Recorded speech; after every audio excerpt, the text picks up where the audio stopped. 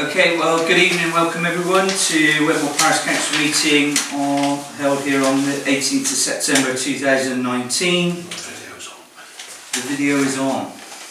Any apologies for absence? Apologies, Chairman, from Polly Costello and Adrian Clear.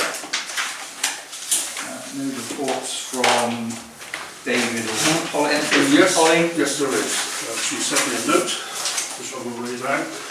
She's had the brook inspected at Blackford by Richard Dunn, who is the drainage officer out there.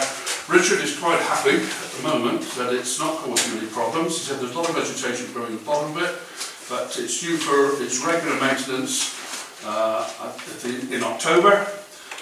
They can't do it any earlier because there's a contractor involved who's got the proper machinery, the long reach. He said it's on the list for October. He spoke with the contractor and it will all be done, all the Blackford Brook bits and pieces, even out towards Spout and Merputilia as well. So that's in hand.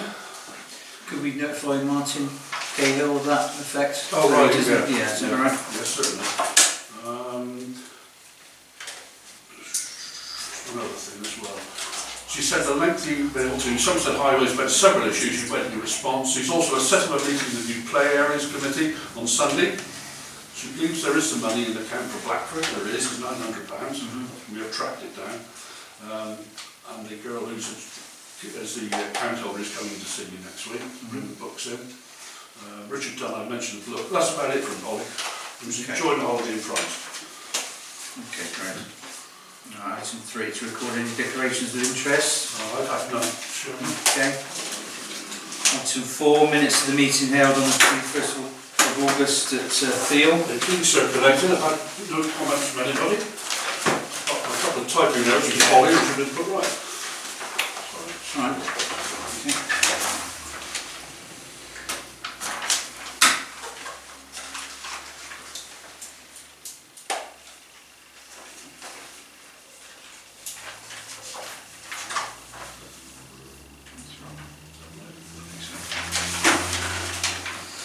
Okay, any matters arise? Item 5, on to public participation, with no members here.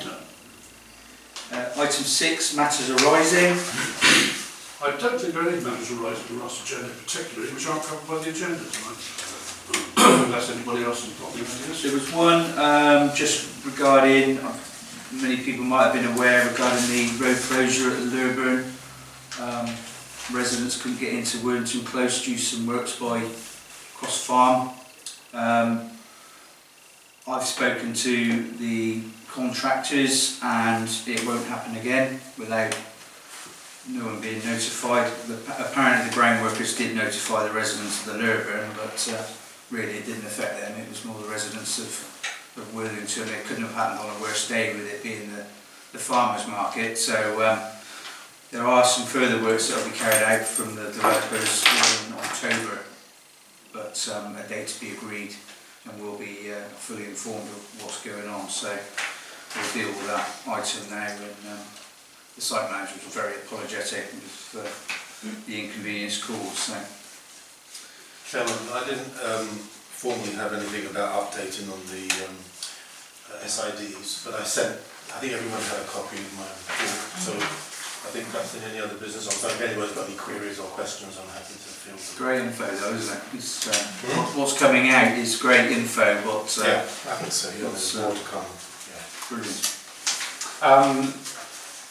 I've had some more people on to me about Madwounds Lane. Yeah. I don't know when we sort of discuss it, but yeah, I've had 6 people now on to me. It's on, yeah, I spoke to Highways about it, and as Polly, it's on their list of things to do.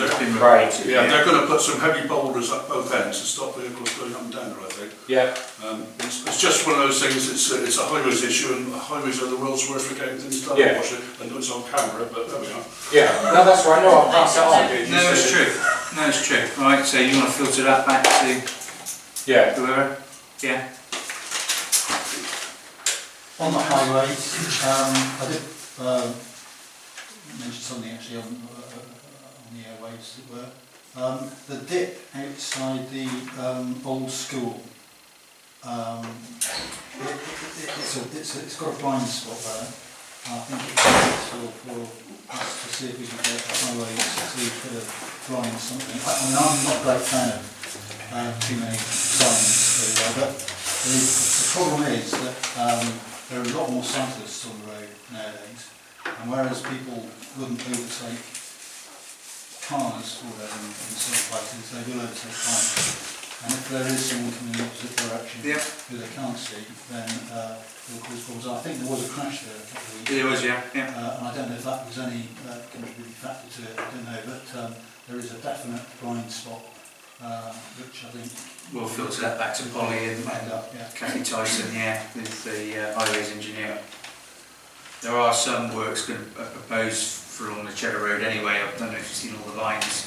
Yeah. There's some surface dressing and obviously all it will encompass with the works that we're having with the yellow lines anyway, so we can just add it to the list really. And Polly, put it on the list for Polly. Okay. So I've got a request for somebody to say would there be funding for a new sign for Snake Lane, which has been stolen? Yes, I've had that through from Nick Avery. I've already passed that through.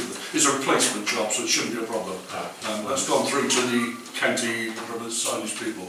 Oh, okay. They've done that. And with another request, one for Wedmore Road as well. Oh, that's right, yeah, that's Perhaps we need to look at a more robust fix in detail. I think somebody's agreed to have it, the person just at that junction said you can nail it to the wall or something there, yeah. That's what we need. While we're talking about highways, I'm not sure if I should bring this up now or later on. There was quite a bad car crash today on the junction at Edenhouse. Yeah, we know about it. Brother was in it. Oh, And I was just wondering if there's anything with that sign there. It's kind of... Well, I've written to Highways this evening and copied in Polly and asked them to do the white lines there. I had an email from a doctor or somebody who lives out that way, and she brought it up. Okay, because I think the people who caused the crash weren't from the area, they were following their sat nav and they didn't even know there was a road. No, I think it's the white lines are full, not the signs really. Yeah. Where is this? Crossroads. Straight off the end of the butcher. Luckily, it was about 20 minutes after all the kids had got to school. Yeah, it's been reported this evening. So. Right, okay, good. All right. Item 7, financial matters. Yes, the accounts have been audited, Chairman, and everything balances to the penny, and all the bills have been paid. Great. I'll turn you over. Item 8, to receive an update on the green issue, Sean. Oh, okay, I'll just quickly go over a couple of things. Well, one is I have 3 things. I managed to find out how to edit a PDF in 2 days. So I've given a copy to Rodney, and there's some copies here. Although we have agreed to it, I think sometimes we need to spend some time looking at it. And I've amended it. I shamelessly spoke to the Langport person who wrote this up, Cara, and I said, well, I'm going to be taking it on as verbatim. But we need to go through it really, because there's things to sort of, so we don't get held to a buttonhole for it. That's what you've said this in your charter. So there's some there. I haven't got enough, but when you've read what I said you've put, you will be able to then distribute it to everybody. But these are ones I just didn't throw in the bin because they're not perfect because there's typos on them. So that's the Green Charter. The second thing is the minutes from... Can that be emailed? Yes, it will be. Yeah. So with a view of everyone looking at it before the next meeting next month and bringing it on the agenda for next month? I'd like suggestions if that could be the agenda next month. Yeah. Everybody gets a copy, and if they haven't read it, we'll get a copy. Everyone get a copy, and then we can give them a test. Yeah. The second thing is next month. Yes, you can do that. The minutes of just anything that's sort of relevant to Wedmore. There was a repair cafe from 10 till 1 on the 28th of September. With the intention is you don't just dump your stuff and somebody repairs it and you come and take it away. The idea is you actually sit there and you get this tea and coffee and cake, plus you learn how to repair it as well. Is that Village Hall? Where is it normally held? Village Hall, yeah. There's a free cycle event on the 13th of October, which is in the car park as well. And is anybody not familiar with how free cycle works? You bring your stuff and there's no cash involved, and if you've got anything left, take it away. And some people hoover up everything, which is great. You've got rid of it, but you haven't got any money, but some people hopefully find a use for it. Yeah, it was once a year, it's now twice a year because people have so much stuff they want to be able to pass it on to someone. Used to call them jumble sales. Just called jumble sales, yes, that's right. What's the date of the recycle? The 13th of October in the morning. There's a notice on some of the laptops. Yeah. Is that what it is? They call it jumbo sale, is that different? Different. That's different. It's definitely not a jumble sale. No. There's a zero carbon Wedmore report, this very extensive and expensive report about an initial audit of where Wedmore's at in terms of all its renewables. That's nearly finalised. There's going to be a climate summit in Wedmore. Will include speakers from all over the country about waste. There's a fashion show of stuff made from waste. So it's not just going to be, hopefully it's not going to be dry. And if anybody knows of a good speaker that they think they can stimulate Wedmore in the climate summit, which is very hot on the press at the moment, that'd be good. When's that going to be? That's To be decided. it was to be decided, and I think Phil Butterworth. No, that's something else. Sorry, should withdraw that. There's Climate summit. your name's here on these minutes, Neil, because of the massive amount of work that's going on with Shell. Do you call it Shell? Shall, yeah. Shell. Yeah. For the progress with the. I'll come to that further on in the Yeah, agenda. sorry, so yeah. That's right. That's right.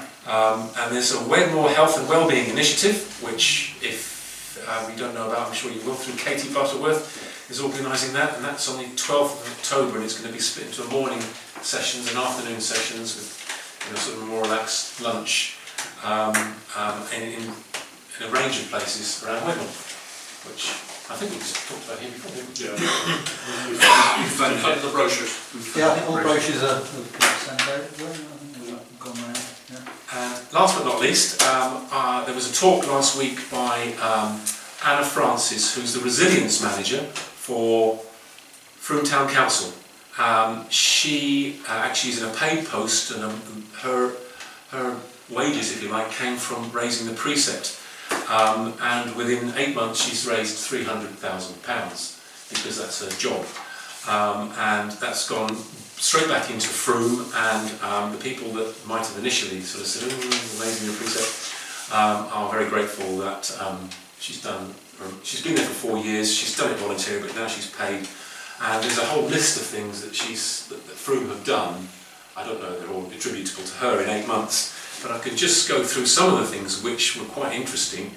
The community fridges, which have saved £90,000 a year. And a lot of businesses there are providing food at the end of the day for them to take away to put in fridges. Tool share, they have 1,000 items now, and the rent is, if you want to hire something, is 5p a year if you want to rent something. And they reckon they've saved 110 tonnes of carbon and £20,000 on people not replicating buying tools. And that's very successful at the moment. Plastic-free Frome, I mean, doesn't explain it. There's good business awards being handed out now. And they've also raised, well, the £300,000 is raised in community shares. There is no return on your investment for the community shares because you're doing something for the town. And if you've got 10% of the votes, you still only get 10% of the shares, you still only get one vote. So it's not like the biggest shareholder has the biggest sway in the meetings, in the community share meetings. And so there's wonderful things like they're actually getting grants to revive the hydroelectric, the mills that were driven by water power along the river there, and there's grants to actually put in hydro. So there's a lot of stuff there, and maybe that could go out in that way. And it's got her name and number, and she spoke at the Well Sustainable meeting, and it was another thing they're doing is domestic charging points. There's an app where you can actually, if you've got a car that's got a domestic charging point for a bike or a car, you can app that person or email that person, and they say, yeah, well, I'm using it at the moment, you can just come around and use mine. And so there's various things there. So it was really exciting to see her talk for about half an hour. Go ahead, Council. Yeah, we did. Every magazine you get, they're always. Yeah.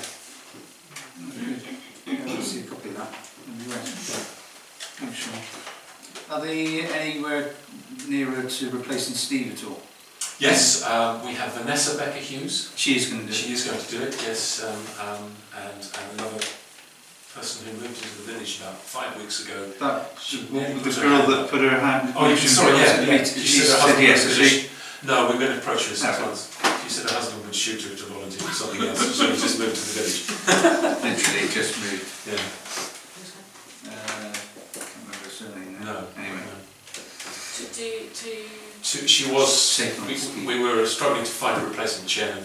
Oh, it's Chair the person. not the chair. No, after 13 years, Oh, okay. he's got lots of other things to do, and so Vanessa said she would do it. Thank you very much. Okay. Item 9, to receive a presentation from Martin Fulford, Men's Shed, for the Axbridge Wedmore area. Good evening, Martin. Good evening, Chair. Thank you. You all right? Well, thanks very much for giving me some of your valuable time. I shall keep it as short as I possibly can. This is a proposal. We've established a working group to try and set up a men's shed in what we're calling the Axe Valley. So, if we look at the geography, it's to establish a shed that will serve the populations of Wedmore, Axbridge and Cheddar. I was keen to get one going in Wedmore, and I found through the village agent there was somebody in Axbridge trying to do the same thing, and we felt that building resources was the best way to go, and it would make the whole thing more sustainable because of the larger population.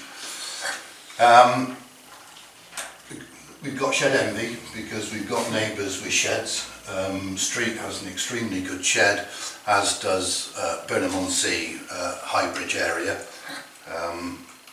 This is the Street men's shed. So what they've got, the building is actually a converted battery chicken shed that was redundant on a farm over towards Street. So they've refurbished it completely. So they've got a workshop there, you can see that in the middle picture. They have a social area, kitchen, toilet. So that's the sort of model that we're looking at. And Burnham-on-Sea, not quite as large as that, but again, they've used some old porter cabins to produce a viable men's shed. So in terms of the need for a shed, which we've looked at, one of the scary things at the moment is male mental health. I don't know if you saw the statistics a few weeks ago. I think we've got the highest suicide rate now that we've had for the last 15 years. And men are by far and away more likely to commit suicide than women by about 3.5 to 1. So men's mental health has really gone up the whole health and wellbeing agenda and is now a key priority for Public Health England. It's well known that men are less able to form or less willing to form friendships and social networks, which then leads to isolation, loneliness and so on, and not only their mental health but their whole physical health goes downhill as well. They're nowhere near as good at women at talking about things. Did anybody see the 6 o'clock news on BBC last night? There was an item on Fleetwood where again they've got huge problems and they highlighted that the men's shed there was now providing a hugely useful function in giving men more resilience.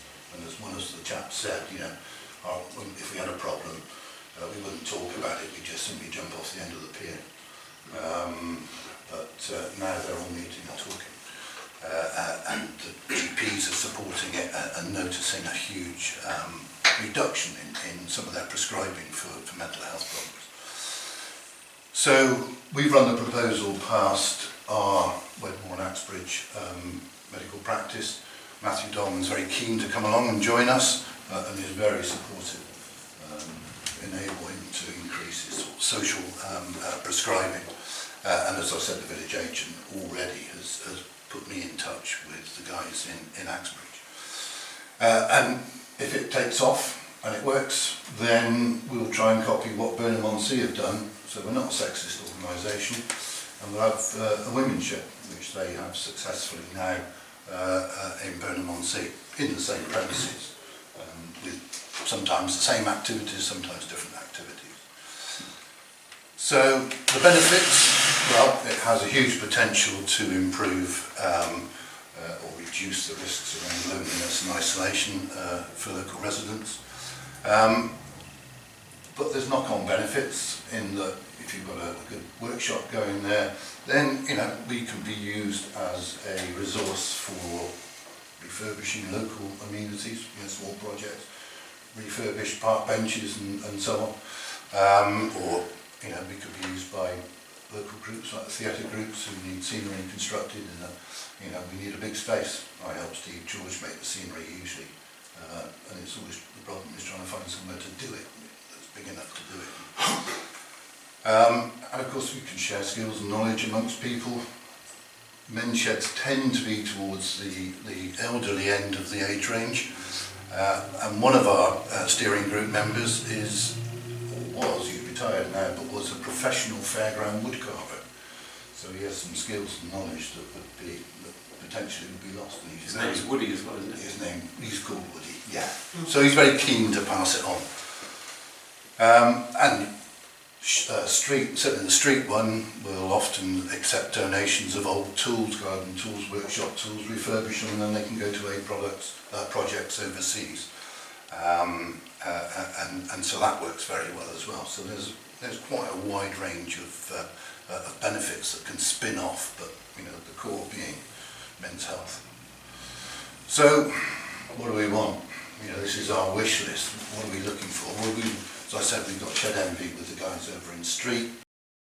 So we want either to have the use of a building which we can repurpose as our street, or even, we'd be more than happy to do a new build and build our own shed on a available piece of land.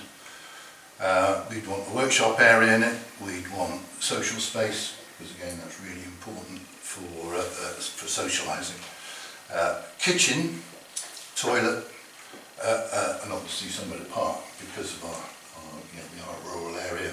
The reality is that people will have to drive in some instances, and we would have a system of lift sharing and so on amongst members, because many of the members who may want to use it may not drive, and even better if we've got a bit of an outside area there as well. But it's permutations of that, but we certainly would see a workshop, social space, kitchen and toilet as being essential to the project. And in terms of the actual overall project, well, really important that we look at the sustainability and the environmental friendly aspects of it, so insulation and so on, would be an important principle, whichever we do. And the sorts of activities, well, social activities, woodcraft, metalcraft, model making, some of our members are keen model makers. Computer skills, I know some sheds have 3D printers, not the sort of thing that you might have to use yourself, but useful as if you like, a communal asset. And the other thing about once you start introducing things like computer skills, and maybe you're going to appeal to younger generations as well, because we're certainly not going to be ageist. We would welcome anyone right across the age range. So we could be even talking, teenagers. If we've got a kitchen, then maybe we can start teaching cookery skills, because again, often men who are left, who are widowers, left on their own, may be struggling with their nutrition, which again leads to a further decline in their health, both physical and mental. So we can teach simple, cookery skills. And my dad was left on his own; he couldn't boil an egg, but he learnt eventually. And it's anything that members want to do in it. It's an organisation that will respond to the needs and wishes of members of it. So funding, it's always got to raise its ugly head. We estimate, and it's difficult to give an accurate budget now, but sort of indicative, about 30,000. And we think we can raise that by, obviously there'll be subscriptions for members, very cheap and affordable, free membership for those that are unable to afford membership anyway.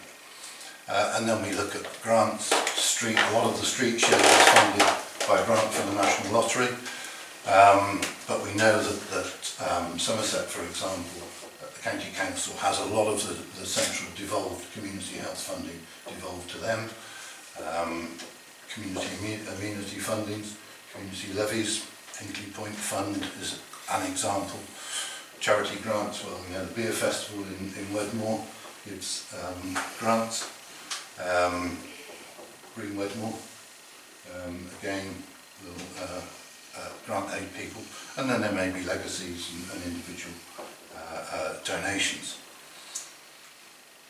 And the challenges of the project, well, our biggest one is finding a site, a suitable site, and that's one of the reasons I've come along tonight. So I raise the profile or what we're looking for with you guys who are clearly plugged into local networks. Then, finding a suitable site would be great. It's the thing which is proving the most difficult at the moment. We've had conversations around some private sites. There was one in Cheddar, but they weren't willing to offer us anything other than maximum 5-year lease, which the sort of project we're talking about, we want a lease that will be long term, to particularly if you're funding a building. Obviously fundraising will be a challenge, but we think it should be achievable. Timescales, again, we've got a steering group. We already meet in Axbridge Methodist Church under Croft as a social group, and we have so far about 25 people who've come along to it. But as a social group, we think that's not going to be sustainable in the long run. We need the focus of having the shed, which has got activities that we can offer in it. So, we want to move the project along as quickly as possible. Obviously, health and safety is an issue. If you've got workshop tools and so on, machine tools, so that has to be a key priority. Nobody will be allowed to use machinery without appropriate training. Transport, again, because we're a rural area, there will be transport. Some of our members currently have to rely on lifts to get there, but we'll have a pool system or a buddying system of taking people who aren't currently mobile to it. In fact, we've got someone who we were contacted by a lady whose husband had been in the RAF and served in the RAF for 30 years.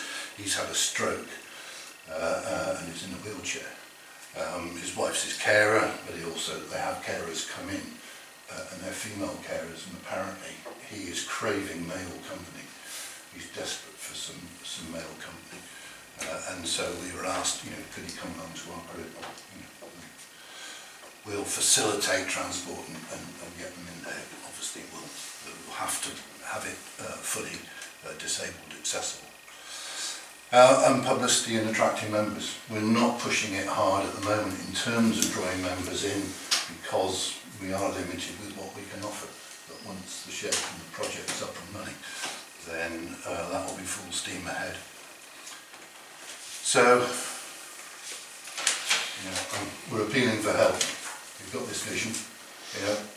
The men's shed movement is a national charity. In fact, it's an international charity. It started in Australia. We want to be part of that, and we think that the community in these rural areas will benefit enormously from this sort of activity and facility. So thanks very much for giving me the valuable time tonight. Quite happy to take any questions if anybody wants to throw anything at me. Preferably a question rather than... What's your sort of involvement in this? How did you get into it? I'm just retired. I live in a village. I've only been here 5 years, so I fully realise I'm a newcomer. I've got a workshop at home, but I just want to do it. But I don't want it to be a solitary activity. I want to join in. I know about men's sheds. I worked in healthcare all my life, so I want to put something back as well.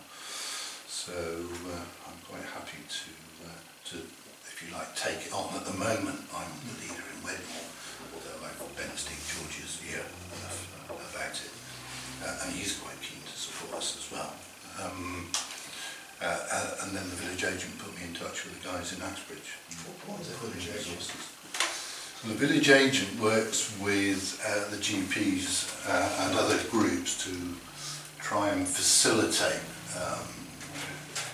Quite a lot of their work is about social and healthcare in the community and in people's homes. So I don't know if any of you have met Kirsten. Yes, okay. She works quite hard. In fact, she spoke to us up on the other Wedmore Society, and she came along and gave us a talk. And I spoke to her about my idea for a men's shed, and she said, "Oh, it's funny, there's guys in Axbridge who are doing exactly the same thing." And of course, we're Wedmore and Axbridge medical practice, so she facilitated us getting in touch, and we're steaming on, but at the moment we are stymied because we don't It's a site, isn't it? You need it's the site is the main thing, yeah, but we want a site that will give us some security of tenure. Martin, you mentioned a national charity, but is there any national overarching guidance, or is each one done individually? There is a national organisation which is about organising, facilitating, providing resources. So there's some really good health and safety performers, for example, that are designed centrally. Is that like some kind of association? Yeah, it's get information from? The UK's Association of Men's Sheds, but no two men's sheds are the same. No. I was wondering if it was more. I was just trying to get my head around whether it's a franchise type operation or just an association that can assist you with certain common things. Absolutely. Yeah. So we can find out what the problems that they had up in. So you don't repeat the same problem. Yeah. So we will learn from, and they will provide local support as well. So it's not on a regional basis. So there's a nominated regional support officer for men's sheds in the area. So we're looking for somebody with a potential building that they're not using and happy to Everybody's got an old chicken shed, not a chicken coop, but a big battery shed. What size are you talking about?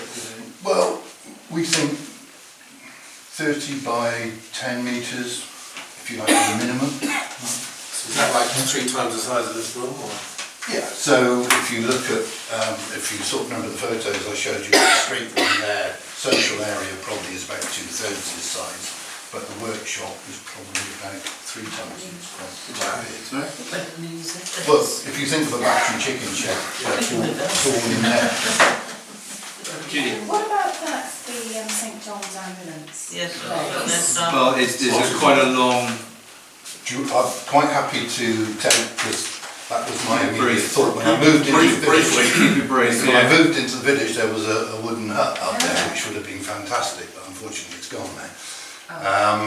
The land was left to the parishioners of Wedmore for health and wellbeing purposes. Oh, perfect then. In 1957 is the original trustee. I think was the wife of the doctor who lived in Elmsett Hall, and there was bits of their land that they divvied up. So it was left in 1957. The trust that ran it was the Wedmore and District Ambulance Association, which still exists, but its only asset is a piece of land in the village. But they don't have any tenants at the moment since St John's went, 3-4 years ago. And so that was taken down because that was a condition of the tenancy, was that the land was returned to its original state when they gave up the tenancy. And they have an application into the charity commissioners at the moment to wind up the trust and to dispose of the asset. So sell it for development. And then the proceeds will then be passed on to another local health-related charity, which is the Wedmore and Axbridge Community Health Fund. So they'll get the proceeds of the sale, and the original trust will be wound up. Now, I have thought that, I don't know if that would be appealable through the charity commissioners, then they haven't decided yet, but I suspect if that was to happen, then it would go on for years and years and years. Charity commissioners apparently are not noted for speed in decision making, and they're still waiting on a decision on their application to wind up the trust and sell the asset. So yes, that would have been absolutely perfect for what we wanted, but sadly it looks as though, story of my life, I'm just a bit too late. You should have been here 10 minutes ago, the bus has just gone. Should have been on it. Have you thought about village halls? The problem with that is the workshop element to it. Well, I mean, sometimes it could be just desktop things because it might yes, not we be. could do, yeah. I mean, I think one of the things, it does seem to be a core activity across many of the men's sheds is the workshop, because it enables people to... You've got to be doing something Yeah, to feel I mean, better. yes, I think that's right, to use their hands to gain skills or to polish skills that they might already have, and you know, we can do.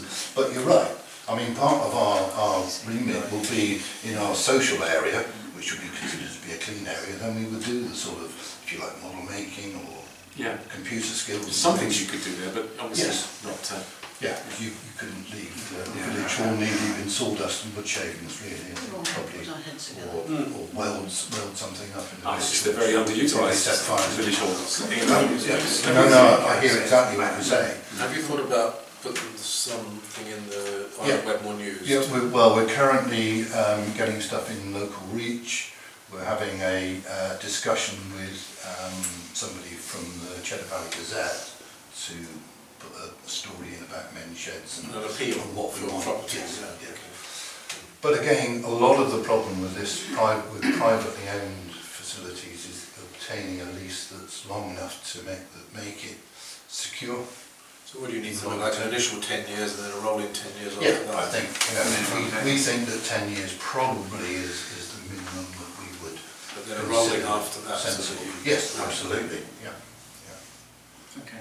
We've still got some options, haven't we, so that we'll work out. Well, I'm really grateful for, and if anybody wants to get hold of me, they can get hold of me through Neil or Suzanne, who's a very near neighbour, will point me in my point out which is my front door. I do answer the door at night. Thanks very much. So, Martin, thank you. Great presentation. Thank Thank you. Okay. Item 10, to consider an update on purchasing Christmas lights for the Borough Church Street, Wedmore. Suzanne.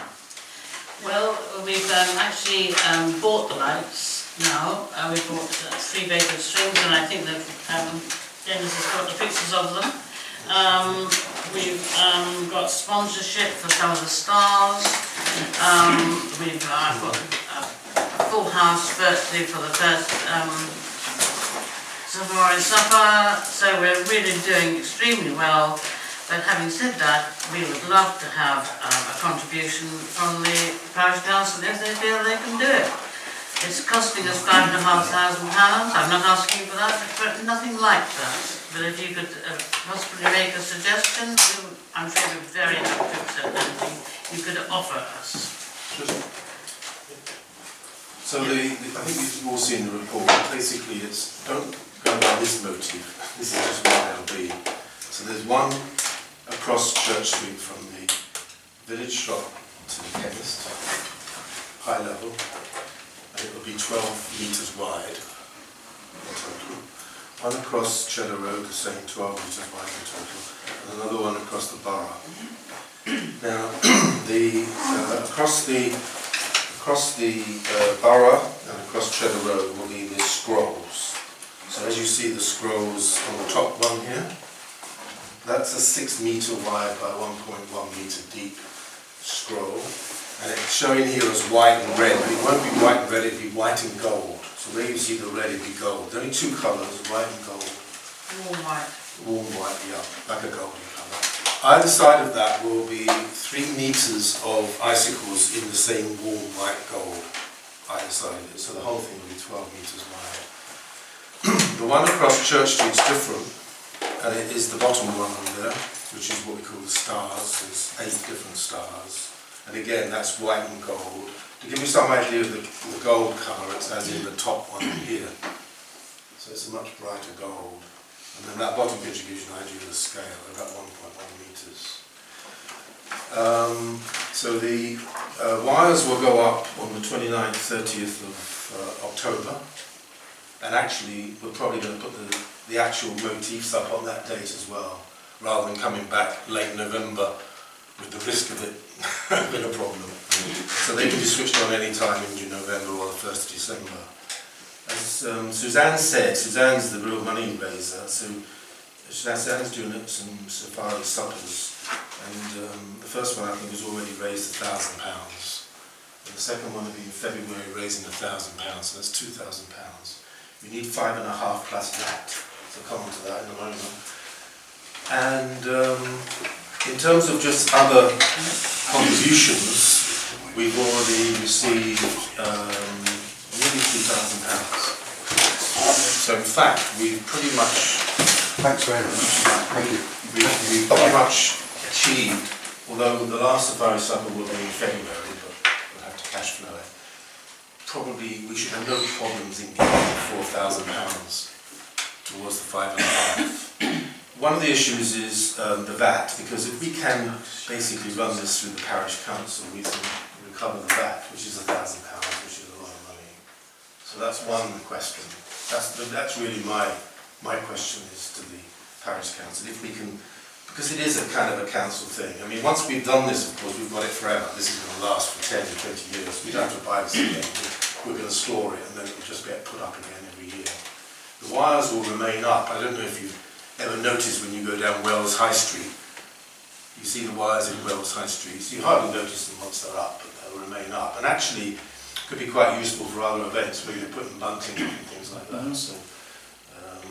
So that's the situation. We've done very well on, say, private donations of up to £2,000 almost at the moment, plus the safari suppers. So that's the situation there.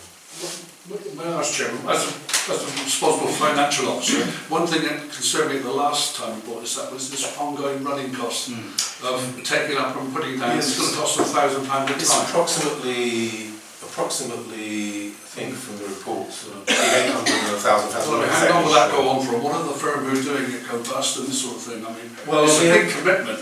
At the moment we've got a company that will do it,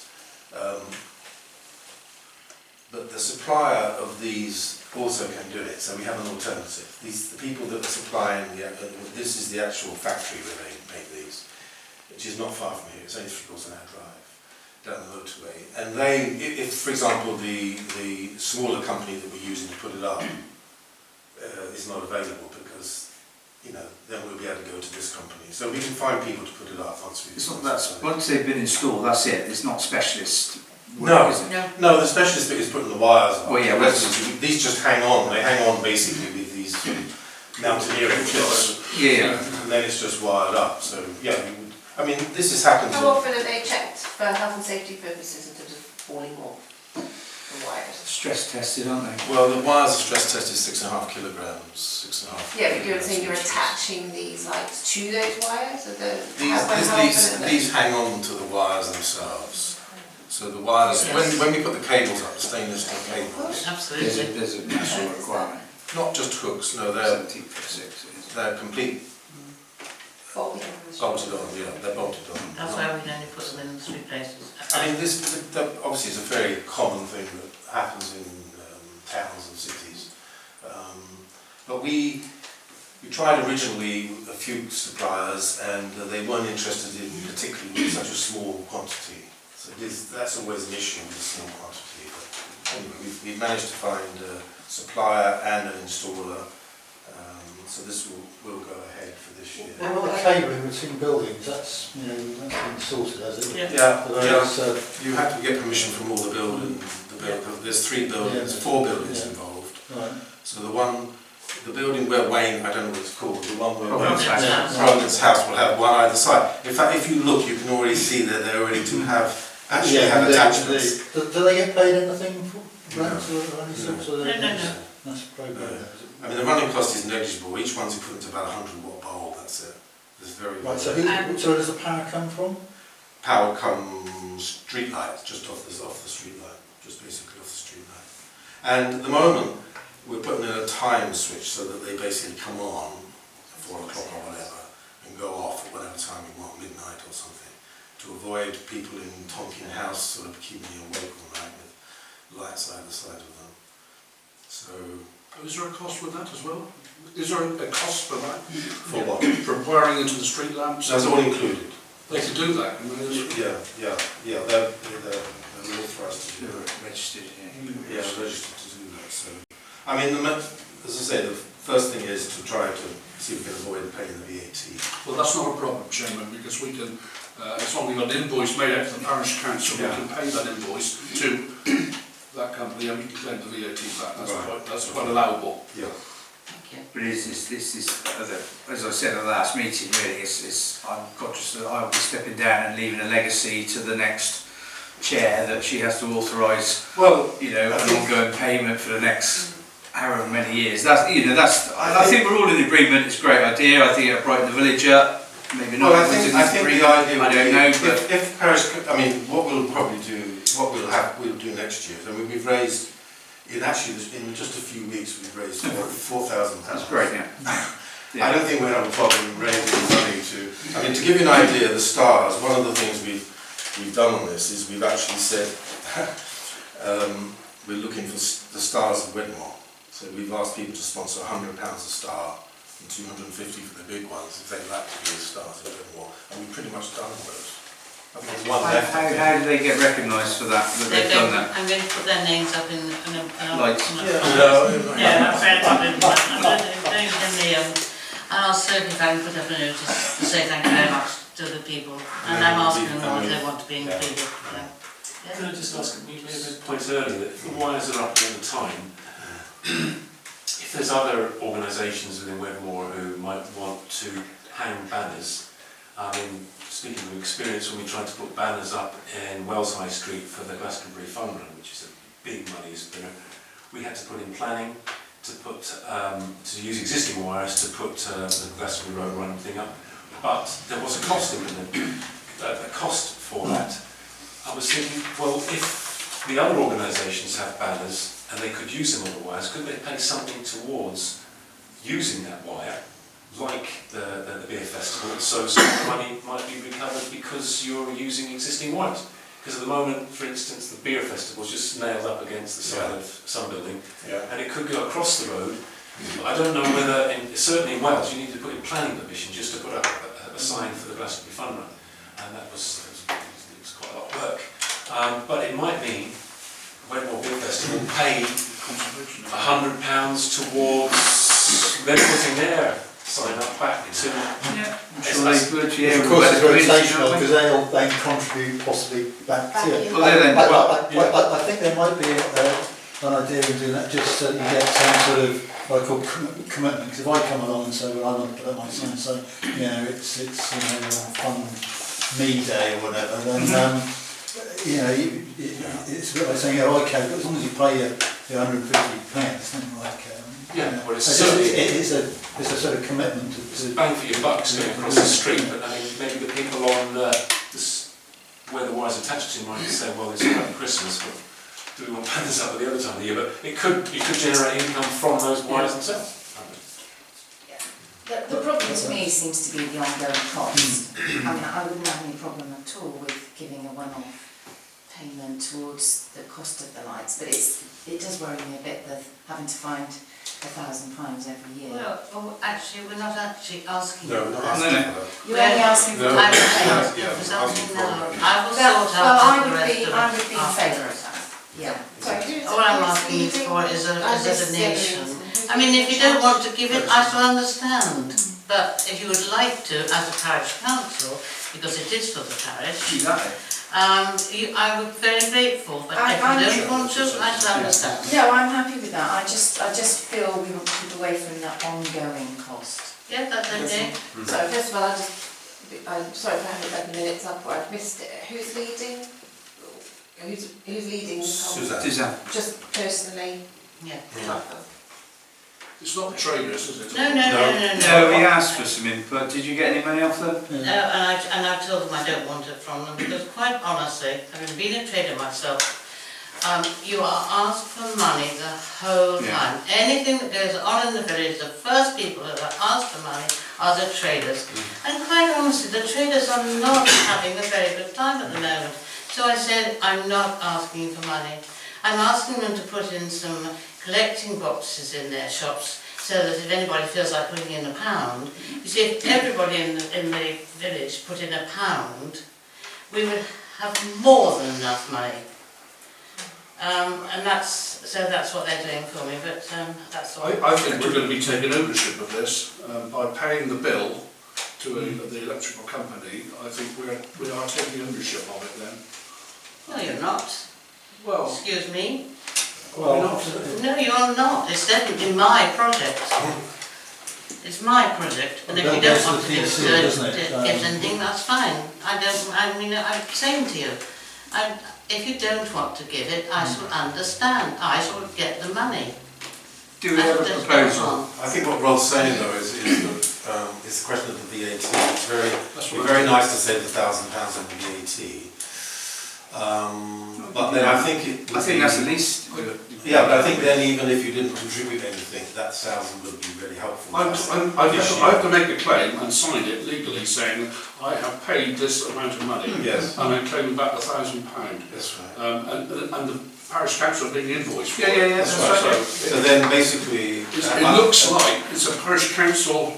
It's like you buying a table, isn't it? I agree with that. And then basically the project for what I've done is the engineering side of it, just to get the, to organise which buildings and etc. So as project engineer for the parish council, I will arrange to be put up.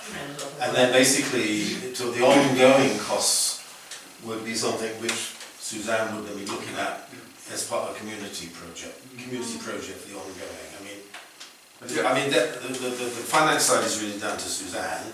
Yeah. She's the one that's raised all the money. Yeah. It's just that we'd have to raise another £1,000 for the VAT if we do it through ourselves, that's all. Joe? Can I just it's just a comment, so it's not a decision either way. That is the value of the Parish Council.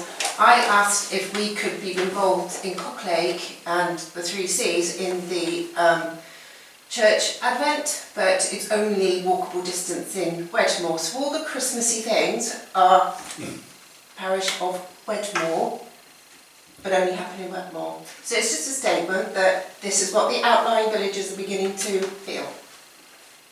Okay. Whose decision was that? I spoke to Mike Pinnick, because I said, oh, your launch night seems to be the same night as the 3C supper. I had that wrong, it wasn't, because I got the date of the 3C supper wrong. But I asked if we could join in, because I wanted to decorate my phone box, and I was told no, it was just for walkable distance of Wedmore. Okay. Right, going back to these lights then. We did buy the chairs from Village Hall. I just think we were invoiced, we bought the race season, we paid for it, and then we received a donation back from the Village Hall, the Parish Council funds. That's how we did that one. So we were able to claim similar sort of thing. Well, you would get the donation back for this. Yes. That would be what you'd be doing. Yeah. That's right. But there's no problem, Chairman. No, I don't know. But there's 2 aspects. One is basically to receive the donation back of £5,500 from us. Yeah. To save us paying VAT. Yeah.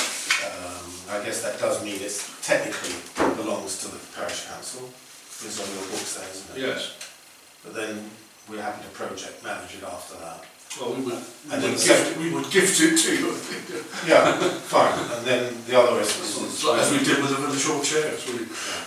What happens if they collapse on top of a lorry or something? Who's liability? The insurance. Will that be? The insurance. Yeah, which insurance then? Who would? It won't be the Parish Council's insurance. So who's will it? Well, they're not our lights. They're not your lights. Don't worry about that, that's my position, that's my problem, not about yours. having bright shining lights that might shine into their bedrooms or into business hotel rooms and stuff like that. Just a question. They're not really. the only private house is the Tompkin House. Yeah, and they're So we've spoken to them, they're quite happy willing with to it. have it. We would have a time switch on it anyway. Right. Do we have a proposal? I think perhaps we could do something, not to give them some lights. I think that's rather nice. What would you suggest? £500. I second that. Anyone else? Any other proposal? And for us to purchase and save the VAT. Well, Yeah. Is it 5.5 plus VAT or 5.5 including VAT? 5.5 plus VAT. It's more money. well, as long as we're getting it back. Yeah. Don't leave the village. I'm sure Mrs. Matters is going to do it. Yeah. She will do it. Road Chairman Lady, can we show of hands, please? All in favour? Is everybody in favour of that? Should I not We vote? ought to vote. Oh, I'm going to vote. Well, Yeah. that's carried, okay. Okay? Okay. Thank you very much. Thank you. We'll just have a little chop around with the agenda and we'll get item 13. Dave, do you want to bring it forward, I think? Yeah. Dragon's Den, this isn't it? It could be.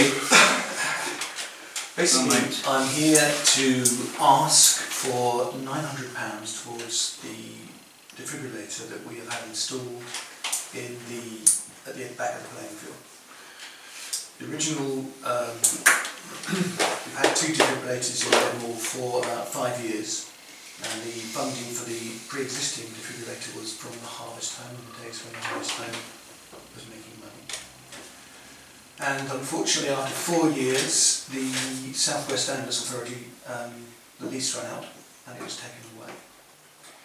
So there was quite a bit of kerfuffle because they also were actually responsible for the defibrillator at the post office. And so Shirley Wedrell, with the Wedmore and Axbridge Healthcare Fund, got involved, and she's a very strong lady, and she managed to negotiate a deal for 3 defibrillators. The one at the post office, the one that is now replacing the one that we've got attached to our building at the sports club, and one in Axbridge. And basically by buying 3 in one go, we've managed to purchase them at very reasonable prices. The individual cost per machine is £1,875. Now the one in the post office has been funded by the Beer Festival last year. When I approached Trevor last year, he said he didn't feel that they were prepared to fund both. We've taken out a loan with the healthcare fund, which comes coming towards the end of its life in November. I believe as the sports club that we have a duty of care to the people that actually use the facility to provide, to all the facilities, to provide a defibrillator. But we did not need to spend the kind of money that we have, or to commit ourselves to the kind of money that we actually have in order to provide the level of cover that Wedmore enjoys by having that other machine. The machine is provided by the Community Heartbeat Trust, and for our £1,800 we get a machine, we get maintenance, we get insurance, and we get training for 4 years. After 4 years we then have to pay £154, and that will then cover the training and batteries and insurance for this machine and the machine that we actually have in the playing field, so the one down the road. Now I think actually a community this size and warrants and needs 2 defibrillators, because when it comes to the crunch, the saving of lives depends on minutes. And if you're unfortunate enough to have a problem that requires that defibrillator in town, and there's a traffic jam in Wedmore, and it happens quite a lot on the weekends, then that machine is nowhere near as accessible as the one that we have at the playing field. And there are significant proportions of the population that are on that side of the village now, and it's going to get bigger with those new houses and whatnot. And I think we probably have got funding that we could do it, but I don't think that, and I know that you guys have been extremely helpful to us over the years in so many ways, for which I am eternally grateful. But I think what we have there is something that, whilst it's on our wall, and we are very lucky in that we have the Bowls Club that come and check it every morning and are prepared to involve with its maintenance on a daily basis, which that one doesn't get. It's not something that I feel that we should be asked to bear the whole cost of, because of the fact that it's actually serving the whole community. And there are you know, there will be significant more publicity towards getting everybody involved in it, learning and feel confident to use that machine. It is meant to be idiot-proof, but if you've gone on the training courses, and the training courses will go twice a year, then we as a community can get more involved with that side of things as well. And really, I don't think I've got much else to say, really. I can answer any questions that come to light, but I feel that it's fun. I don't live in Wedmore myself, so it's not something that I live in Stone Allerton, but I feel that it's something that is my village, that I feel that the community as a whole should be contributing towards via the council. I had some communication with guys on the Healthcare Trust, and one of them had mooted that perhaps a precept could be raised in order to go towards the funding of this thing. I don't know whether that was never. This is something that I was told that was mentioned. But we're looking at about £154 a year maintenance after 4 years, which is chicken feed. I mean, that can be raised with a lottery or a raffle or just a coffee morning. It's not a big ongoing expense. This particular machine, we've been told, will last 12 years, not 4, like the last one. And the other one was pulled, even though it worked, just because it was no longer backed up by the manufacturers, so they stopped making the bits for it, which is very, very annoying. And that's why we had to actually abandon it. You're talking about the one in the village stores? No, so we've got that one's now been paid for, and that's been paid for by the beer festival. Right. And what I'm asking... Are you talking about one that's just something, it's just a muddle up. Oh, yeah, that's what I'm getting. Yeah. So you're talking about one outside the paper shop, there isn't one by the post office. Sorry, the paper shop. I do apologise. Sorry, I beg your pardon. I mean the paper shop, yeah. So that's... The Parish Council pay the maintenance cost for that one. They've agreed. In which case, I think that's what will be. I think that was included in our one as well. And there's also a third one over at Blackford outside the Sexton. Yeah, I didn't know that when I originally mentioned that, because that wasn't there when we provided the original one, but that is now. That was funded privately. Yeah. So obviously I don't necessarily want to get around the vote, but No, the reason you were asked back following last month's request was really just to give the detail. I mean, what was included, and rather than it was a request for £900 for a defect, there was no info regarding ongoing liability for the Parish Council. That was what we needed to know. I didn't appreciate that. That's right. Yes, I mean that's pretty much it in a nutshell, really. So the difference between the village stores, where we're now paying the upkeep, you're asking for the full cost, and then you're No, we're asking for half the cost, sorry, and then you will through raffles or whatever. Yes. Actually, to be honest, I think I should perhaps be a little bit more strong about this, but I think that what the maintenance is going to cover the cost of both of them. From my original discussions with Dutch. I just clarify that, but I can clarify that either way. But basically, there would be no expectation to contribute any more towards that, because that would quite easily fall within the normal budget that we would otherwise have. Just a question on I don't know a lot about the playing fields, but would you obviously, because of all the sports that go on there, there's a sort of a pretty standard health and safety requirement you would have anyway. Exactly, and is this part of that? So yes. So would that normally be included into your sort of health and safety brief that you would require? Yes, it would be. But it's near the school, and the school kids walk up and down there, and it could be used by the school children, it can be used by, as you say, anybody who's using that play park, and anybody could... I think the more likely people to need it are actually the elderly people, actually. Right. Have you seen them play football on a Sunday morning? Depends on what the definition of elderly is, but I think that defibrillators are a very needed thing in any and there's the community, wider community as well. If someone, heaven forbid, was poorly on one of the estates or whatever, they get directed towards that as well, wouldn't they? So still funded? What's that? Yeah. They're supposed to be about 100 metres apart, I think, is the recommendation. Well, we've got No, you can't do that for obvious reasons, I mean, unless you're in urban environment. we have still funding for it, so I just need a proposer. So I would propose that. I'll second that. Okay. Sorry, London, yeah. Yeah. Thanks, So that's, so it's £900 agreed. That's lovely. Thank you very much for all your support and for this and for all the other things that you've done. No worries. I'll just make a direct payment to the Blaine Association. That would be All great. right? Yeah, that'd be fine. Then I can then I'll try to sort that tomorrow for you, or if not, be next week. You're a star. Thanks very much indeed. Thanks, Dave. Thank you. Right, back to item 11, to consider making a grant to Field Flower Show. Yes, Nick Avery brought this up at the meeting at the last time.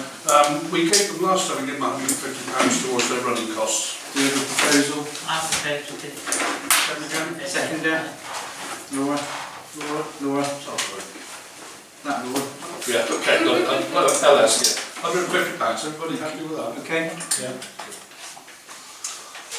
Okay, item 12, to consider making a grant towards the Wedmore project. Some of you may be aware that it's something we've been working with the Green, or I've been working with the Green Group about. There's a board you all before with the Housing Association, the Rural Housing Association, shall specialise in providing housing in a rural environment. There's a property up near me in Mudgley that has now become a void property, which has become empty, that requires some energy saving incentives and works to be carried out.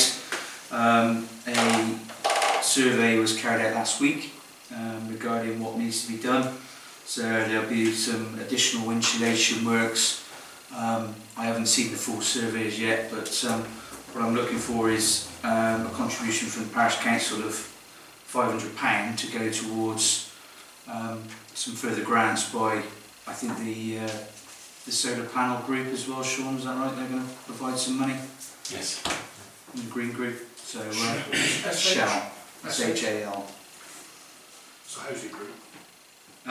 So yeah, really for additional insulation and lighting and what have you, just to save the new tenants some money on What, 500 quid for one house? yeah. So it'd be an ongoing project with various houses within the village.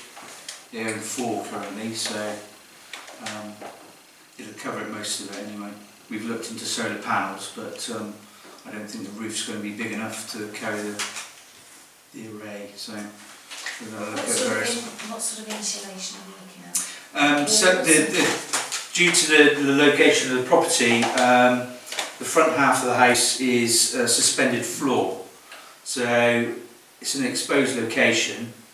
So cold air travels up through the floors and chills the house. So it's a matter of lifting the floorboards, insulating the floors, putting it back down. There's minimal insulation within the roof spaces. Also, the Green Group are looking at an external insulation system for the walls.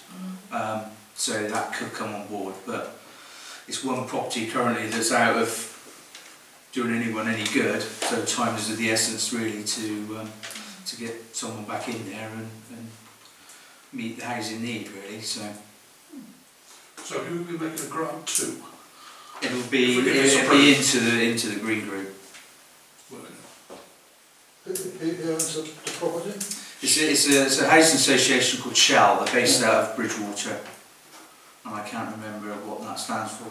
So why is it going to the Green Group? It's part of an initiative with us, the Parish Council, Green Group and the Housing Association. Right, so the Green Group are going to be the main contributing. So the Housing Association are basically contracting with the Green Group and Parish Council possibly to have that fitted as an extra, as it were? Yeah, and these funds would potentially come from the seal money, from developer money. And the other 3 houses they own are from scratch? Sorry? The other 3 3 They're not, no. No. So all similar ex-local authority properties. So would the expectation be that when the next one comes up to empty, we'll be asked for another £500 Yeah. and ongoing. So really, we're talking about £2,000, Yep. but over time. Yeah, over time. Yeah. But that will come from the community infrastructure level, CIL money. Yeah. So it's, But double check. yeah. So, And it's you just know, the one, currently one just property, one housing property. association. Yeah. But is there other housing associations own property? No. No, okay. Nothing. We are due several thousands, I mean several, I'm not sure exactly, but it's quite a substantial amount of money coming through on the basis of Cross Farm and the Yeah. Strongboard, In the autumn, well, soonish actually. which has to be spent on community projects. So the idea of using the developer money to put it back into other housing really. Does Shell contribute anything towards the match? Labour. Labour. Yeah, currently they were going to supply some labour to install and go from there. But I was actually going to offer some of my time. So I guess they're landlords really, aren't they? yeah. So they'd have to meet an EPC of level something. Yeah. Meeting I wanted to come to it, but I was away. But I'm sure that they need to do that to be able to... There is a minimum, well there should be a minimum house spec that they should be delivering to their service users anyway, but due to the nature of the housing stock they have rurally, they're very, very well down the EPC route really. So, and Sir, I spoke to his brother a few weeks back actually about doing a system, and I just don't think it's a viable. There's just not enough space on the roof to do that system. So Yeah, but it's the insulation that's the main thing. it's key. Yes, it's key. You can't insulate them. There's no point in putting panels on the roof if the gales. And it's not, and you know, I went for it's a couple of doors away from me, so I know exactly how the houses are put together, and the works that I've done to my place, albeit after a disaster, but you certainly get to learn a lot of night. It's part of my role at work anyway. So what's the glazing in the house? currently it's double glazed, but it's of poor quality, so it's it'll be coming up in the report as well. So because it's triple insulation, but it's also drafts. Yeah, exactly. Yeah, it will encompass with cold air infiltration. Really. But really like £500 towards. Sorry. But if we give £500 towards it, so yeah, I'll propose. Thank you very much. I'd accept that, that's a good idea. Yeah. And as I I don't get- think we could spend our still money on anything much better, really. No, which is what I thought. So Seems happy with that. Yeah. okay. Yeah. Thank you. Got to all spend. Yeah, spend again.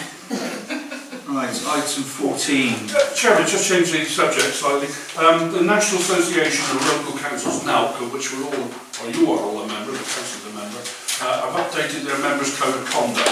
At the moment, every parish council and town council in the country copies this as a template and just fills their own name in as and when. And it's on our website already, but it just needs updating. I've been through their new one. Basically all it does is there's this thing in their requirement. If a councillor has a vested interest in, say, a planning application or something that we have to council meeting, the customary practice has been for that councillor to leave the room while the other members discuss it. There's now no requirement for him to leave or her to leave the room. They just cannot vote on it, they can't discuss it or talk about it or take any part in the discussions. So that's just been changed. And the other thing that relates to members' interests, and we're now talking about civil partnerships and people who are not married but living together, and they have to declare those interests as well. You've already declared all your interests on your various forms when you were elected back in May. So it's just a question of really just updating our code of conduct. So if you're happy, I'll have a quick proposal from the secretary that we just updated. Thanks to Neil. So that will be done next week. Okay. Do we ever leave the room? No, they have done in the past. Jessica has previously when we've had other applications. Yeah. Okay, item 15. Issues and questions raised by councillors. Suzanne. Anything? Not really, no. Yes or no? Well, only the signs along the road, so they're a bit obscured by the hedges, you know. 30 miles signs. I'll come to that in a minute. So, Laura? Dennis? No, nothing. Sean? I've got something. Let's go to the next person. I'll see if you We get one go. Next month, no, mate, you've had it. That's it, next month, Jane. So just to say, we put up a video on the social media, which I spread around a number of social media sites regarding safety on the construction sites, and I did let the chairman know that was shown to all the year 5s at Q-Sexes. That was after I caught some people in Crossfire. Oh, yeah. Did you? Yeah. Did you catch something? Yeah, some lads in Special council ladders. Where was that? I had to drag him in there first, but probably scared of Friday tea time. Yeah. Well, what were you doing in there? I wasn't in there, I was outside looking. Maybe they were having fun. No, they weren't, no. It's better than spray painting the walls, isn't it? Joe, that was the health and safety one, was it? It was a health and safety video regarding construction sites. Matthew, have you got anything to add? Any issues or questions? No, not me. Nally? No. Julie? No. Something? No, Sure. I brought up the thing about School. the school. So Dennis and I was just chatting about the school thing, so we're going to try Sorted? and Name? speak to Matt about that. The crossroads in Heath House, that's already been Reported. but someone else was talking about the other crossroads at the top of Cobb Lane. Right. People drive across there, and there's a lot of kids now cycling down to Hugh Sexy's down Snipewood Lane, is it? So They give some were give way saying, signs or lines, or there. something Give way that signs just- would be ideal, wouldn't it? Yeah, I guess. Something that you can see there's another road, because if you're not local, you might not know. Okay. And is this when I tell people about the parish thing? Yeah, boom. Yeah. So, on the 9th of October in the Swan, there will be a presentation entitled The Power of Parishes. So it's Martock Parish Council, the clerk and the chairperson, Adam Pearson and Neil Bloomfield, are coming to give a talk about some of the innovative work that they have done in Martock. I'm quite new to all of this, but as I understand it, they've done some quite interesting things there where they paid for security people to be extra police and things like that. So they're going to come and talk about that. It is being arranged by the Wales Lib Dems, but it's completely open to everyone, and they are encouraging all parish and town councillors to come along and listen to the ideas that they've got. Get that on an email then. Get that Yeah. into one, yeah. Can that be emailed out? Yeah. I've got an email. Okay. Yeah, I just have, I don't think you see this morning, and I circulated her CV to you all. Jackie somebody I'm sure will know her. She's very interested in becoming council. We have one vacancy filled at the moment, so we hope they get that one filled and have a full complement. She was very proactive this morning when I saw her here, and she's fully committed. And I'm hoping that we'll put it on the agenda for the October meeting, that we co-opt her, and then we can welcome her on a November meeting. And she seems happy to put that in her diary already. So you've all had a chat, or will have had a chance to have a look at her. I'm sure somebody will know this lady. Yeah, she's a great lass. That's what we want. There was one thing, and this is sort of a little bit just sort of open. The Pandora has mooted to become a private dwelling.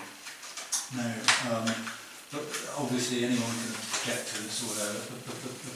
The problem I have in a way is that there are some people who sort of raised an issue with this, but I also think that there are some people who really have no idea that this is an event that's happening. Now, if the pub goes, it goes, and that will be it really. It'll never come back. It's almost gone before, and it's sort of come back. And I say come back in a sort of half-hearted way. Yeah, really. Yeah, I think it's questionable. I think that's questionable. Yeah, It's come back. one of the problems with it has been that people don't go to the pub because quite often when there hasn't been a lot of sort of pub activity there. Which pub is this? Like any planning application, anyone can have a shout and whatever. But I think it's a little bit more than just the sort of normal application, because it is potentially a village centre, a social area. Now, the problem I've had really is just being able to ask people whether or not they have a view on it, or whether they know about it at all. And I just wondered if any of you guys have any idea of how I can sort of just raise that awareness a little bit, so that other people can, or not, as it may be, have a view on the matter. Well, the planning application has gone into Seymour, Yeah. and the Parish Council will be notified, and we will be discussing it next Wednesday here at the Parish Council Planning Committee meeting, which is open to all. The agendas for that will be going out tomorrow, so the notice boards at Field will have the agenda up on there, and Bagley as well, by the church, and all around the parish. So I'll be doing that tomorrow morning.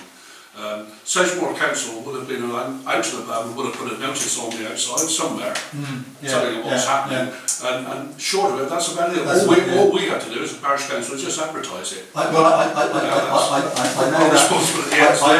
that officially. I'm just saying that that in the broader context, you know, in 2 months' time, when people say, well, you know, do you know that the pub's gone? And, you know, and that we can sort of talk about what you just said. So, well, you know, we've gone through all the official sort of things. I didn't know that was there. Didn't what, the Canberra? Well, I know it's there, but I didn't know it was there. No, well, but there's been a well-worked scheme, hasn't it? But it does mean that once it does change use, it will never ever be used as a pub again. Whereas, the applications in a way, now there is the opportunity to still. But if you read on the application, read the supporting letter, the business case that's set out on there, you think, well, nobody's ever used the place. That's one of the problems. I mean, when I said one resident who all know very irate rang me up and wanted a public, wanted us to organise a public meeting, and I said, well, nobody's actually beaten the track to my door yet, and there's no objections on the website. Yeah, well, I agree. That's just the problem. So currently, the Parish Council will not be holding a public meeting to discuss it. No, if someone wants to raise or get a meeting together via residents or whatever, then, you know, feel free to go ahead and do it. But it's not something that... Is it ultimately up to Sedgemoor planning? Yes. So even if the Parish Council... We're consultees on the whole process. That's our opinion. I'm assuming that this pub isn't very successful. It used to be. So that's a no, you're correct. It's not. It's not. Because you're new owners. Well, I think because they advertise a lot of things they do there or something, including fish and chips. Indeed, but there's an extent to which it's actually, you know, just It's a shame. It's a shame from many that remember what it was like many years ago to what it has become now or isn't is a shame. And losing community places like that are, you know, with the skills and one thing and another, it is a real shame to the community. Do the council have the power to resist or stall on a community asset for up to a year? The Pound at Cokesley was not allowed to do what they wanted for a year, while the locals were given the power to be able to stop the ultimate destruction of that building because it's a community asset.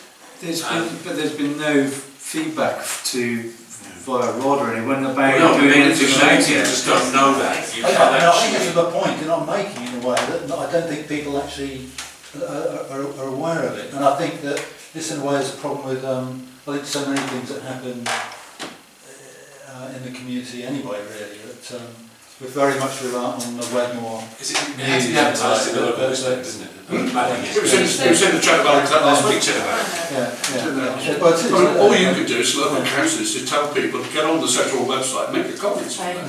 You know, whether they take notice or not, it's up to them. They very often don't take notice of what the Parish Council say. The only thing I feel coffee shops on Saturday morning from 10 to 12. People sign up there and ask people to... That's a very good point, actually. In Wiltshire, just quickly, we had a situation in a small village called Little Somerford, and the pub was exactly the same situation. and people didn't like it. So actually 6 local guys got together and bought it and relaunched it as a pub. And it's been quite successful, but you know. Well, it's run down so much. Well, if it's anything like Easton, which was demolished, they put 14 houses on it. Yeah, well, that was a little bit backhanded how they went about that. Yeah, I mean, well, they run the pub down. Yes, I'm not suggesting on record that that's the intention. They did the same to the punch bowl as well, so we could go on and on. So, Sean, have you remembered what you want to ask? I can bring it up under footpath, is that okay? Oh, good question. Okay, correspondence, we do correspondence? Yes, nothing but important section. Alright, item 17, committee reports, cemetery, Glenys. Yeah, I went out there today, it looked okay, the top page has been cut. Just needs a bit of weed killering around Garden of Remembrance and around the gates at the entrance, the top entrance. And the standard? Well, yes, I mean, I walked all the way down there and there's still grass blowing around on the edges, but maybe it's better, maybe it's not, I don't know, I'll watch it. But I mean, I could still see grass there. There have been some trimming done out on the pavement outside, and there all the cuttings left. As I see, yeah, that was right. Yeah, right, okay. Yeah, but I mean, there needs to be the weed killer something. There are lots of weeds around the top gate, but they need to be taken away. Okay. On the Garden of Remembrance. Okay. Rod, I sent you a message asking whether we knew or had records of the cemeteries. Yeah, I did respond today. Did you? I haven't seen it because I haven't got back to it. Yeah. There's a problem, very quickly, can I mention this? Thiel Parish Church, somebody rang in yesterday and said they went to a funeral there, the cemetery there, the graveyard is a disgrace, you're knee-high in grass, and it was absolutely awful. So I wrote to Richard Neal, the vicar, said I've had this complaint, and what's happening, and he said basically they can't afford to pay the grass cutting over there. It's not Parish Council, that's their own parochial church council have to pay that. Our cemetery committee only looks after the cemetery on Cheddar Road because we own the land. That's our cemetery out there.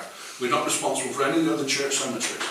All we do once a year, we give the churches a £100 grant as a sort of maintenance grant to help with their grass cutting, that sort of thing. Just £100, not very much. And Richard Neal says in his email to us, it's costing £250 a month to keep it kept proper, and it's not being kept proper.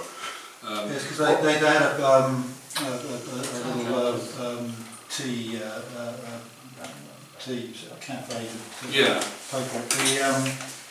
My understanding is that these things just sort of fall into disrepair. Well, it's down to each individual parochial church council, which every church has one, a COV church. It's down to them to finance their own church and the grounds. If they decide to close the cemetery and say we're not going to use this anymore, burials have to take place elsewhere, then Sedgemoor District Council will take over the maintenance of that churchyard, as they do at St Mary's, because that's a closed churchyard up there. But our cemetery out there is just for our cemetery committee. That's all we work on, that one out there. So we can't get involved in this really, unless we, as a goodwill gesture, we ask Will, our grass cutter, to go down and spend 3 or 4 hours and get it down to a decent level and then charge us and then walk away and say we've done our bit, you know. But that would have to be a goodwill thing, I think, with Will. But Richard Neal says he's grateful for any input the Parish Council can do, but they just can't afford to fund it. He says it's an ageing congregation out there. There's, I think, a lad called Macaulay somebody. Yeah, he does the top bit, and he manages just about to keep that, but he hasn't got the time or whatever to do the lower part, where the problem is. Don't you have like a working party out there? Well, this is what Richard does. That's what we do at Wedmore. Yeah. Every about once a year, we go out there, sort of a group I think of it's us. got that bad. We've got no direct responsibility, you see, as Parish Council. That's the thing, it's not like our I'd like to help. as well. Lots of good strimmers. You can throw money at these things, but you know, it's not really the answer. No. Yeah. Yeah. Okay. Alright, facilities, allotments and footpaths. Sean, was it? Yeah, just the Jake Taylor, he's finished now. I tried to email him now and the numbers, and his number's gone dead.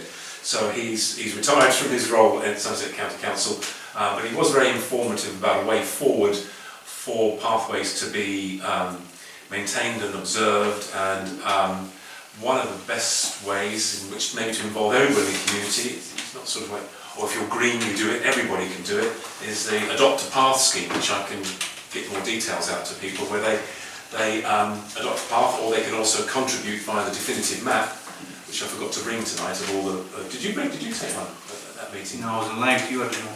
No, I did have one, and I did go to try and get some of the meeting for tonight, but they are A2 and they're £2.50 in black and white, which is useless because they're colour-coded, and they're £10 each if you want. So I'm going to ask Somerset County Council, or maybe you could use your influence as a secretary to get it at a reduced rate from Somerset County Council, so we all get one. Maybe they could be laminated, put up in the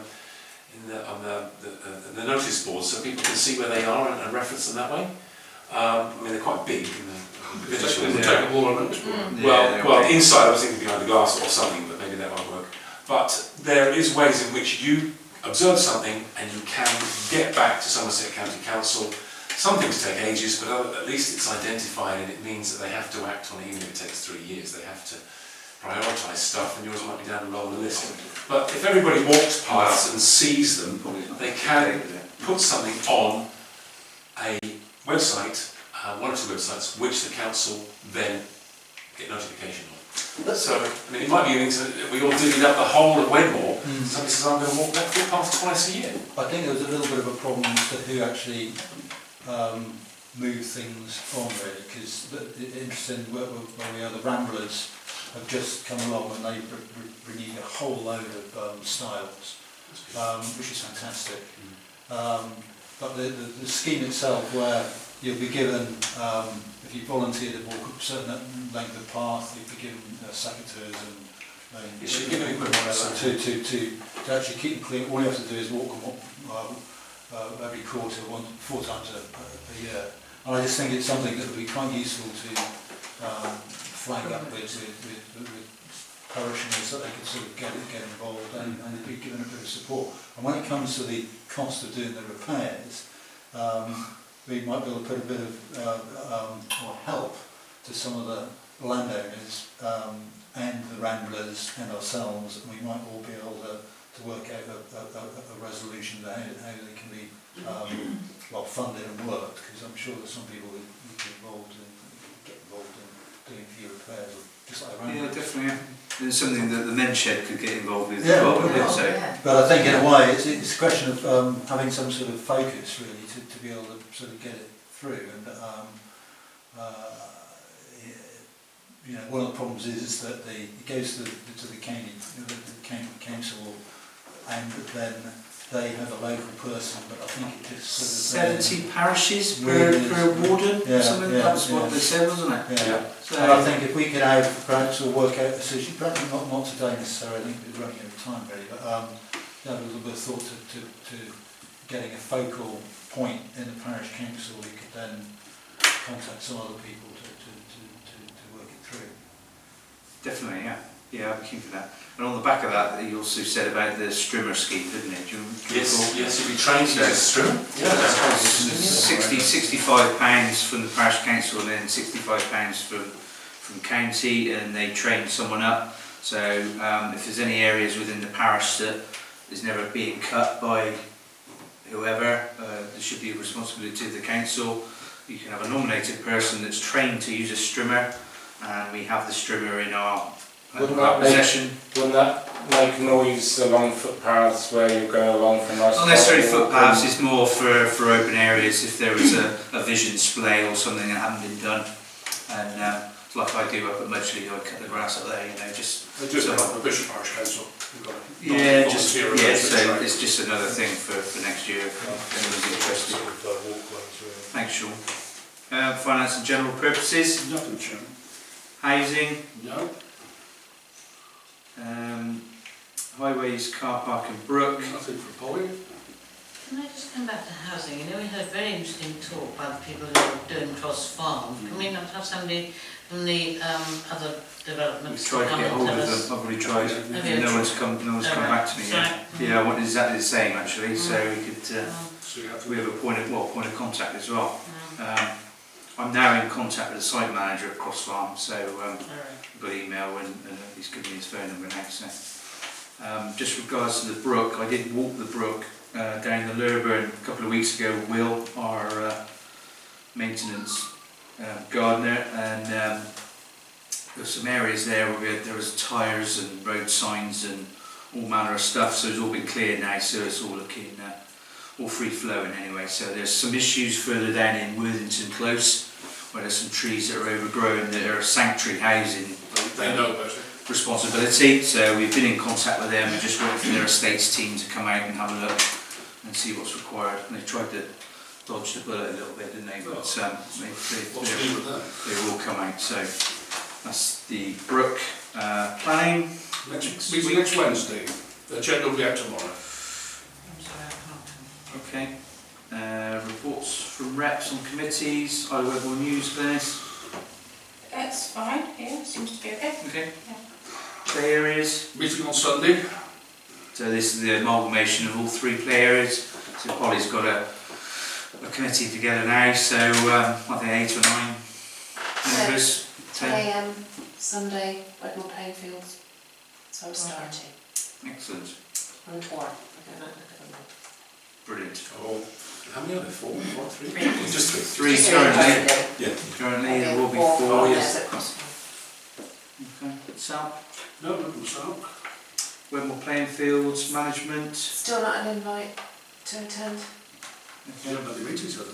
I don't know. Haven't had any Next meetings. one's- You're definitely on the list next. I am on Yeah. next one's October. Yeah, you are on this. Okay.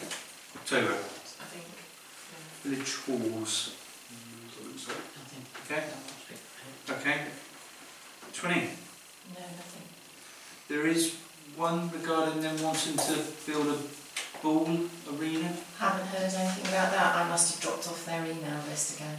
I Yours haven't have heard dropped off at the anything. meeting. This is like a balls What? into I haven't heard Court, what do they anything call about the arena? Court, or is it what was it? Court? Of course, I think. Bullet Pool. Actually, It's a section of the wood drum. No, it's not charging. This It's is the interpretation, come sorry. over here and play a ball. Is that what it is? I've no idea. They were looking for some land to No, a competition takes place in Shurston in Wiltshire every year. There's one in Wales. And there's one in Wales. And then the one in Shurston is very, very perhaps you need to speak successful. to someone, Judy.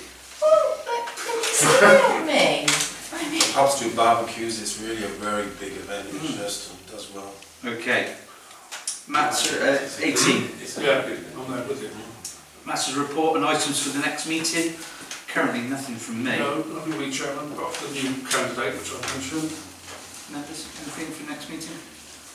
Well, if you let me know when I say, I'll give you notification when the agenda goes out like I do, and you've got a chance to respond then. Many, many thanks for coming. I know. Saturday, yeah. I'll just turn